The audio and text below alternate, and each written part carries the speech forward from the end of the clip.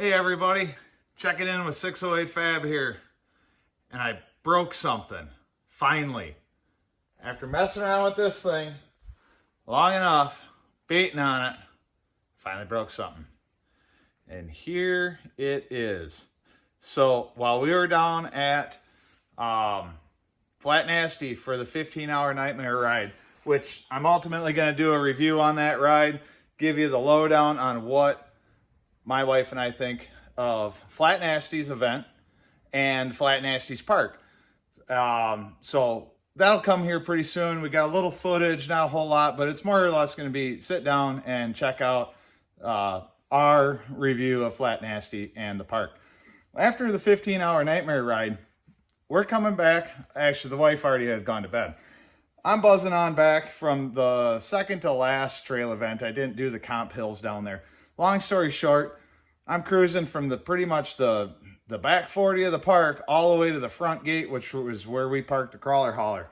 And I literally pull into camp as I'm coasting down to park behind the camper so I could reload the next day.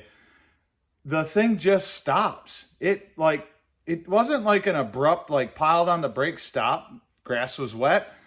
It locked the back tires up though, but I couldn't tell. Long story short, I knew something locked up. I couldn't go forward.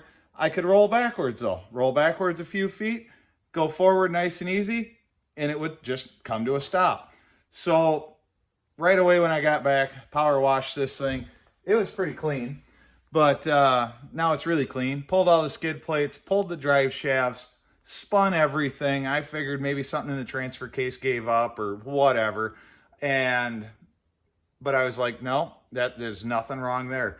Spinning over everything. Everything's golden. So I said, well, let's just start with the rear axle first. I pull the diff cover off, drain the frickin' pile of fluid out of it, and I find this guy laying in the bottom. This guy is, I've got a mini spool in a 14 bolt.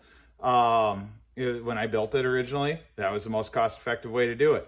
I'll show you where this pin goes. That pin goes in that hole. It's one of the cross pins from the mini spool.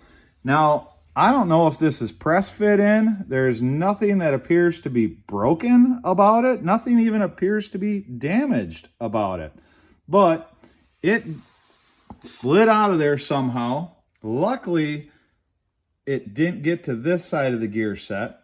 And when it brought me to a stop, it must have finally turned sideways or done something that it jammed into the cover on the other side of the cover there.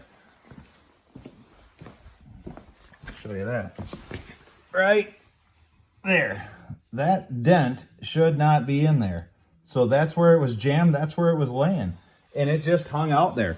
So this weekend, I'm going to pull the carrier out of this thing and probably just get a legitimate spool for it. So the mini spool did not hold up, and I'll probably tonight, sitting on the couch, order a full spool for this thing and swap the ring gear, inspect the ring gear, inspect the pinion, inspect the bearings, blah, blah, blah. I got, some inspections to do, but swap this carrier out because this little guy could have been catastrophic if it would have gotten on the backside of one of these teeth. Luckily, this gear set fills up this cavity, and there must not be enough real estate to make that happen. But at the same time, once it was out of the way, I was able to load it on the trailer, pull it off the trailer, wash it, pulled it into the garage. I knew enough to not drive it. As always, thanks for watching. Like, share, and subscribe. Do something cool. And next time we check in, we're either going to be putting a spool in here or giving you the review of Flat Nasty and the 15-hour nightmare ride.